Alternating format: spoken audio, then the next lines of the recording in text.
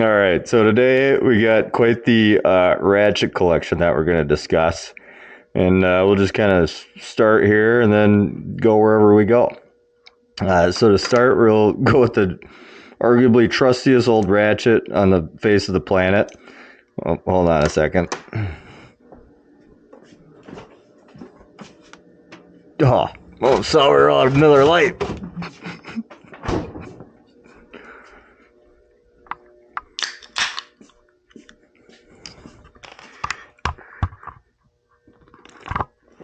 All right, that's better.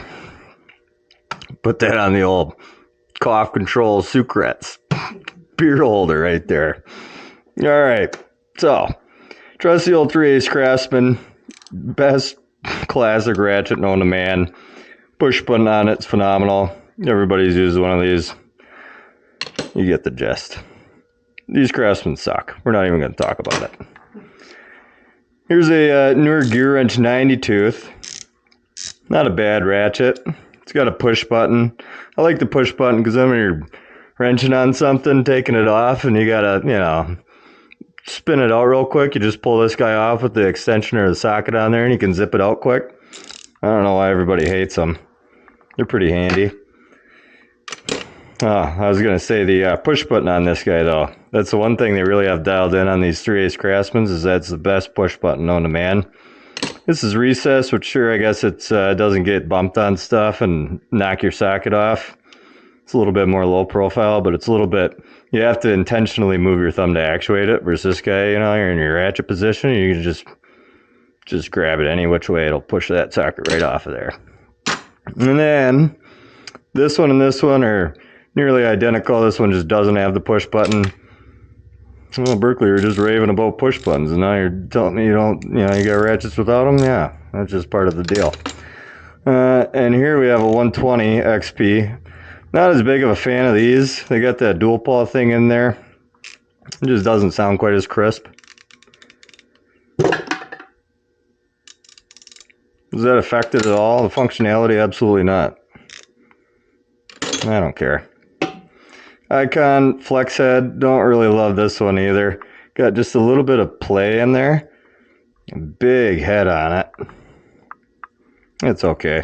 I will say I prefer not having the push button on flex heads because, unless it's a locking flex head, but you go to, release your socket and you're always, can't get it off of there. Let's see here. See that? Trying to get it off and it just flexes away. Don't love that. Omit the push button on a non-locking flex head. What size was this guy? 7/16. All right, so that's enough about that guy. Kind of big, bulky. It's fine. I bet you it's plenty strong.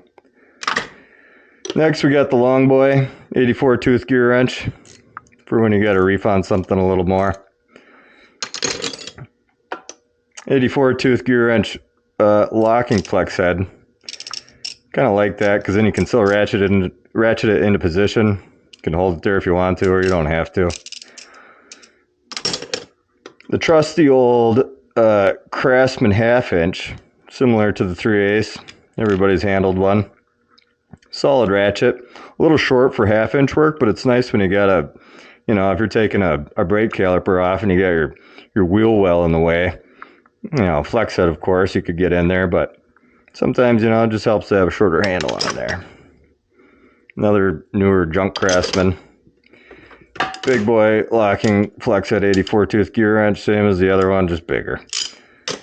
I don't like that. There we go. All right, get into some more unique ones now. Got the standard push button Tekton 3/8. Nice, got a decent length handle compared to the old Craftsman everyone's used to using. 90 tooth on this guy. So the one thing I'll mention, and I'll get to it later too, is the direction of the selector switch. And a lot of guys say, just get over it, you'll figure it out. But it's like something when you're working upside down or whatever, you just always know which way to flick that, especially if it's not visible. And then you intuitively know which way that ratchet's going to go. and then I will say the selector switch on this, sure, it's a little bit more discreet, you know, it won't get knocked, but it's a little bit harder to grab. But realistically, it's not something I would complain about too much, except for I did right there, so get over it. All right, next we got the Koken. This would be my favorite ratchet in the world, except for the selector switches backwards. Drives me absolutely nuts. And I pulled this apart trying to figure out a convenient way to reverse that, and there's nothing. So this would be, what is this, 72 tooth, I think? Phenomenal ratchet. Would hands down be my favorite 3/8 ratchet if it wasn't for the backwards selector switch. Here we got a trusty old Mac roundhead. What do they call those? I forget. Solid ratchet. Got this from a buddy. I don't really ever use it. It's just kind of fun to have. We got a little, what Icon claims to be a stubby 1/4" drive. It's all right. Not much to say about it. Gets the job done. Spinner. Not a lot of purchase on that, but have yet to really test this out. And then we got a 3/8 drive Tekton and a 1/4" body. A lot of guys are like, well, what's the purpose of that? You know, I just get a 1/4" ratchet. And so the thing I like about having a ton of ratchets is that when you're balls deep in a project, you're going to have a bunch of sockets just scattered around. And a lot of times all you're doing is just reaching for the closest ratchet with the right size socket on it, or just reaching for the closest socket, you know, that fits it, and then finding the closest ratchet to put it on. So, you know, this is convenient to have in very few instances. I certainly wouldn't say it's a requirement when you can just go grab a 1/4" socket, but, you know, it serves its purpose. Here's a more standard Icon 1/4" drive. That's it. Another trusty old Craftsman, just because it's such a classic ratchet.